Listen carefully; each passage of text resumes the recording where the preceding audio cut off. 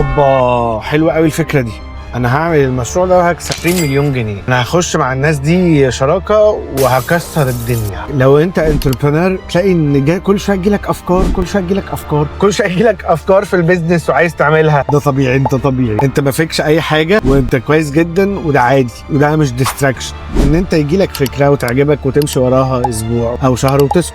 بعمل حاجه ظريفه جدا. بعمل ايه؟ بدي الفكره دي من وقتي 7 ل 10 ايام، كل يوم افكر فيها لمده 10 دقائق ربع ساعه. اللي بيحصل بقى ايه؟ اللي بيحصل اون جوين كده، ان انا بلاقي ان في حاجات حلوه هتكمل. يعني باخد بوزيتيف فيدباك فكمل، اخد سؤال مش عارف اجابته فدور على اجابتها.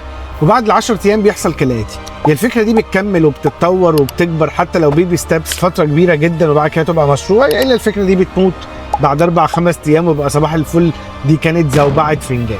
لو عجبك الكلام ده اكتب لي كومنتس هنا عشان اطلع لك تاني كل يوم من العربيه في حواديت بيزنس من العربيه، عشان انا سميت البرنامج ده حواديت بيزنس من العربيه.